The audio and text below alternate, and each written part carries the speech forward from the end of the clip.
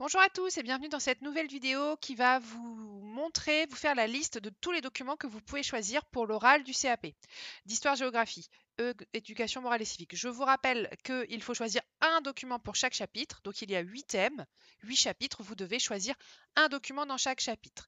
Donc aujourd'hui on va voir le chapitre d'éducation morale et civique numéro 1. Alors comment retrouver ces documents? Vous allez sur mon site internet roréaubourg.wixsite.com/réussitebac. Mettez bien le /réussitebac, sinon vous ne le trouverez pas.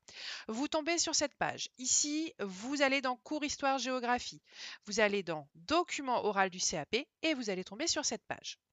Alors attention, ce site il a été fait pour être vu au départ sur ordinateur, donc quand vous le regardez sur téléphone, parfois c'est un peu chamboulé. Je suis en train de le travailler pour le mettre sur téléphone, mais c'est très très long à faire. Il faut que je bouge chaque petit cube moi-même à la main, c'est très long.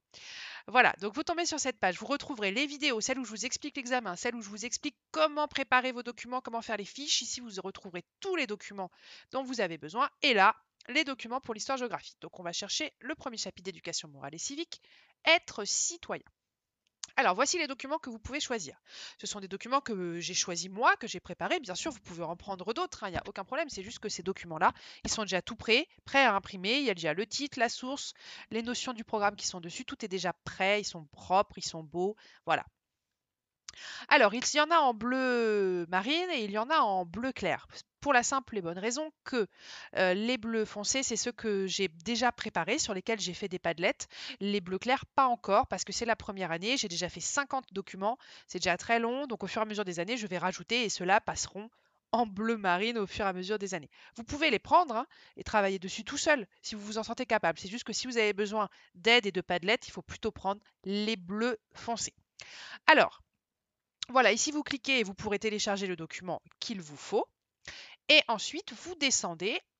Là, vous avez donc la deuxième vidéo. Et ici, vous avez les liens vers les Padlets, c'est-à-dire les pages internet sur lesquelles j'ai mis des documents pour vous aider à remplir votre fiche, à préparer vos documents. Donc, vous cliquez sur Être citoyen.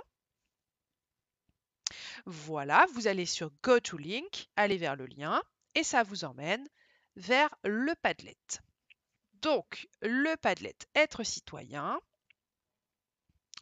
Voilà les documents que vous pouvez choisir. Pour chaque document, donc il y a 3 autres documents qui sont associés, qui sont soit des vidéos, soit des textes, soit des sites internet, qui vont vous aider à remplir votre fiche. Pour ça, vous avez la vidéo Comment préparer mes documents. Donc je vous présente les documents que vous pouvez choisir. Ce document-là, nous l'avons vu en cours, c'est un petit texte qui dit à quoi servent les partis politiques. Donc vous pouvez le reprendre, il est facile à expliquer et je vous ai mis une vidéo sur les partis politiques, la différence entre la droite et la gauche, et puis un document sur les idées politiques. Voilà pour ce document. Deuxième document que vous pouvez choisir, c'est les droits de l'enfant. Alors les droits de l'enfant, on ne l'a pas vu vraiment en cours, on l'a esquissé vraiment quand je vous ai parlé du projet citoyen de parrainer des enfants. Donc vous pouvez le prendre. Il faudra montrer quels sont les droits de l'enfant et vous avez des vidéos sur les droits de l'enfant. Pareil, c'est un document qui est assez facile à développer. Document numéro 3, les droits et devoirs des citoyens. J'ai beaucoup d'élèves qui ont pris ce document-là parce c'est vrai qu'il est assez simple à avoir. Donc n'oubliez pas de définir ce qu'est un citoyen, les droits, les obligations des citoyens donc, qui sont ici. Et là, vous avez un document que j'ai trouvé sur Internet qui a été fait par un professeur qui est très très bien, qui liste les droits et les devoirs des citoyens. Et puis nous, on l'a vu en cours avec les mind maps. Hein. Vous savez, ces schémas avec les branches de différentes couleurs. Voilà, donc vous pouvez prendre aussi ce document. Quatrième document que vous pouvez choisir, c'est le document sur les élections présidentielles et comment ce document nous prouve que la France est vraiment une démocratie, qu'il y a vraiment beaucoup de partis politiques qui peuvent se présenter. Ça fait appel à ce qu'on a vu en cours sur les différents partis politiques. Donc là, il faudra être capable d'expliquer qui appartient à quel parti politique. Donc prenez ce document uniquement si vous êtes capable de bien réexpliquer la gauche, la droite, l'extrême gauche et le centre. Et puis je vous ai mis justement, voilà, plein de vidéos et de documents qui réexpliquent ça. Autre document que vous pouvez utiliser, c'est les différentes élections auxquelles vous pouvez voter, hein. Vous savez, dans le cours, on a vu qu'on pouvait voter pour le maire, les députés, les régionales, les départementales, etc., etc. Donc voilà, quelles sont les élections auxquelles les citoyens peuvent participer. Vous avez un petit rappel sur le droit de vote, les différentes élections et les élections régionales, puisque c'est celles qui vont avoir lieu cette année. Donc c'est bien de vous ancrer dans l'actualité. Donc vous pouvez choisir ce document, c'est un schéma. Du coup, ah oui, je vous ai mis tout ça. Effectivement, sur ce document-là, exceptionnellement, j'ai mis plus que 4 onglets.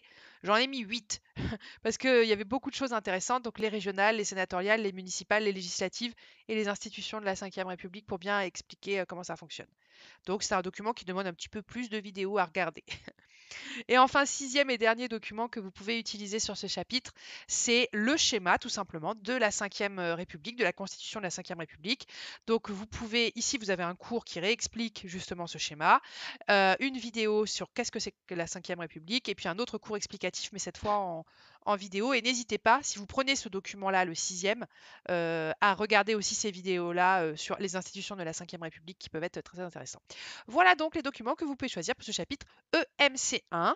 N'hésitez pas donc à aller regarder les vidéos qui vous expliquent l'examen, qui vous expliquent comment ficher vos documents. Et ensuite, je vous ferai donc 50 petites vidéos qui expliquent rapidement, enfin qui vous donnent les pistes de réflexion, ce que vous devez chercher, ce que vous devez remplir sur chaque document. L'idée, c'est pas du tout de faire le travail à votre place, sinon de toute façon, ça se verra à l'examen et ça ne sera pas bénéfique puisque vous allez juste apprendre par cœur quelque chose sans le comprendre.